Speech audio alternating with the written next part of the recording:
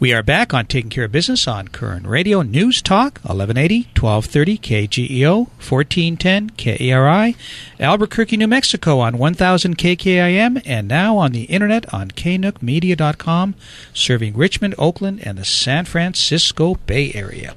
Our guest by phone is Larry Julian, author of a great book, God is My CEO. Second edition. Second edition. So, Larry, before the break, I was going to ask you a question about comment you made about replenishing energy to deal with activity overload, which I know a lot of us in business have. I'm guilty of that myself. Yes. You know, it's a significant issue today because it seems as though over the last 14 years when I originally wrote the book to the present, that if anything, the world is moving much faster than 14 years ago. We're overloaded with information, but oftentimes, lack the depth of wisdom to deal with this overload. And we're very distracted and we're very busy. And a lot of people are overwhelmed and overburdened. And what I find interesting is the concept of rest is sometimes is almost as if it's a sign of weakness or there's guilt associated with resting. And when it's actually farthest from the truth, we were designed, God designed us with a rhythm of rest and work. And we need to be able to understand and obey those natural rhythms in our life. I think God specifically designed a day of rest, or just the concept of rest, into our system so we can replenish. But what I found is that we're so busy, we just are doing more and more and more. And I don't think people realize that they're breaking down. In other words, stress-related issues, issues that are relating to broken relationships. There are so many things that are hurting us, but we continue to work harder and harder.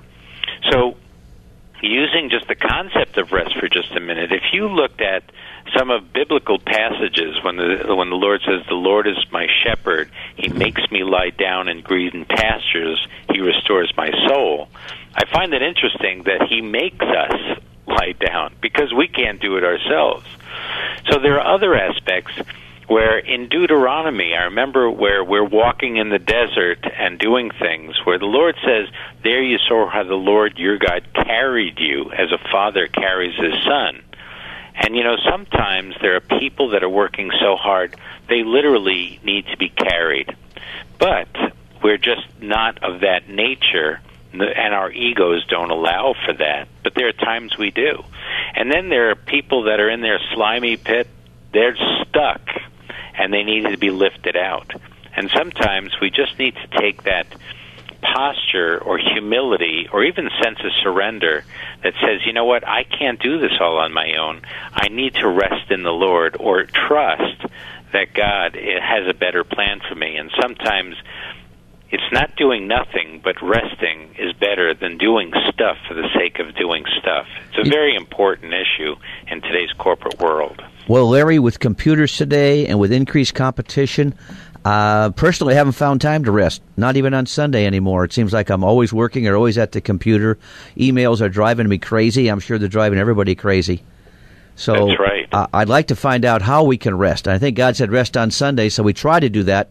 But for 6 days, I'm running like crazy.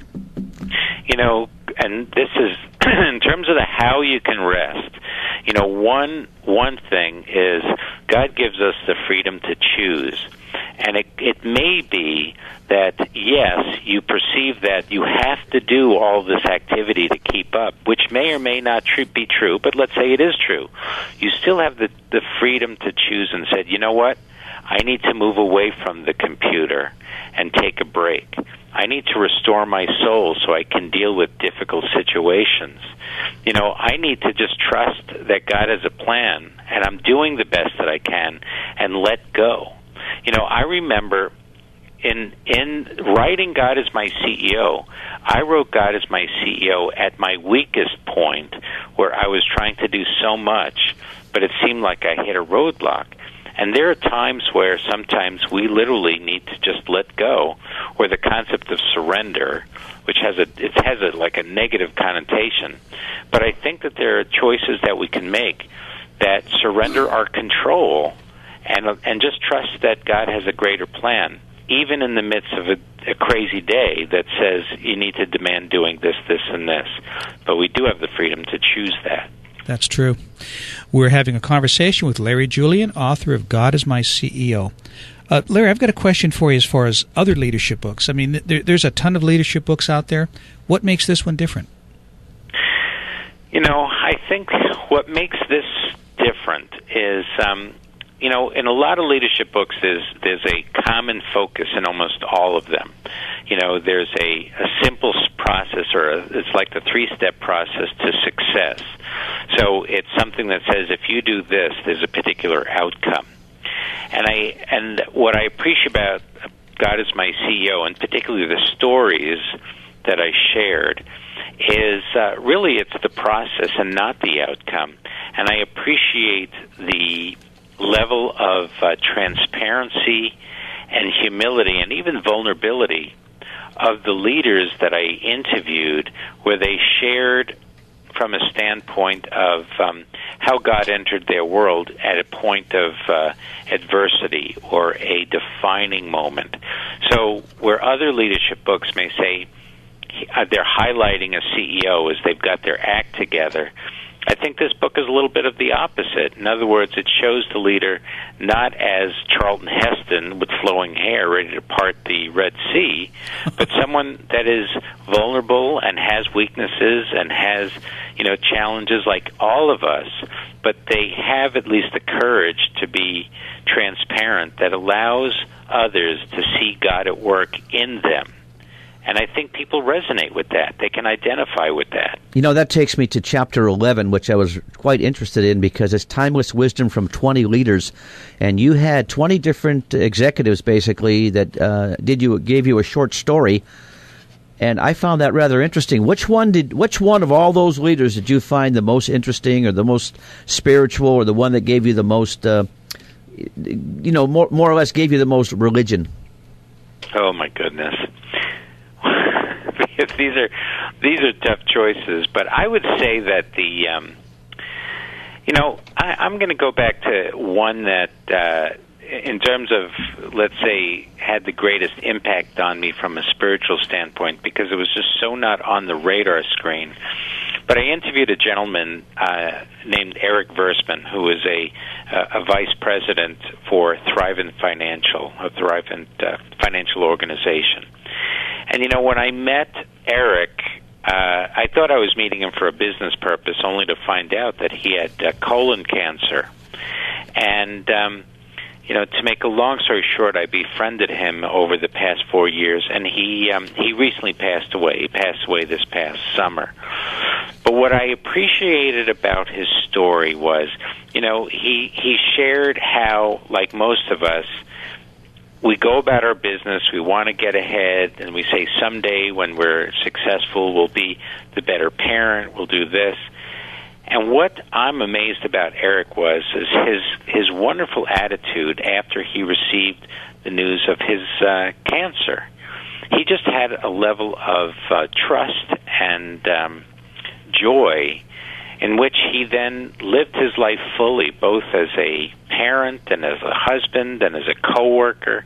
And what was amazing about that was even he received thousands of emails when he left the company and for his last few months on this earth. And he just shared how it's the little things in life that we just miss all the time. And those are the things that are most significant in life. So going back to the question of the discussion we had before about the busyness factor, sometimes I think what I learned from Eric was we're distracted all the time about what we think is busy and what we think is important. But what I learned from him is it's really the smallest things that are relating to the things that matter in this life, relationships. And it's more than just stopping and smelling the roses. It's stopping and seeing how God is at work in our lives, and we gain a different perspective on what life is about. So when each day, even of our bad days, when we screw up and we're overburdened, there are small things that are giving us indications of a better life, whether it's the present life or the future.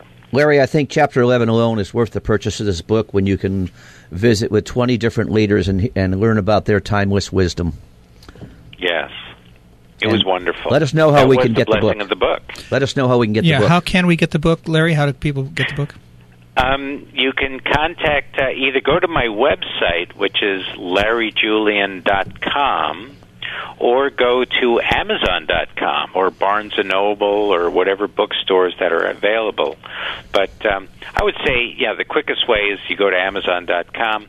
But if you wanted to download more information on God is My CEO or information or facilitator's guide, go to larryjulian.com. Is it available on Audible, do you know? God is My CEO, the original is on audiobook. And the new one, not yet, but we hope that it will be soon. Okay, good. I'm a big Audible book. I love listening to books on tape. Well, Larry, again, thank you for the time, and we'd love to have you back sometime in the future. Is there any other books in the future, or is this it for now? Well, each time I swear that I'll never write another book. I've written 2 others, and they take a long time. But I would say that there can be a book in the future, but not in the immediate future, because now I need to just, be involved and give the new edition its due in terms of the programs I put on Result. But we'll keep you posted when it does come on board, another edition or a new book. Please do, Larry. Thank you for the time. Thank you very much. We'll be back in a moment on Taking Care of Business on Koerner Radio News Talk 1180.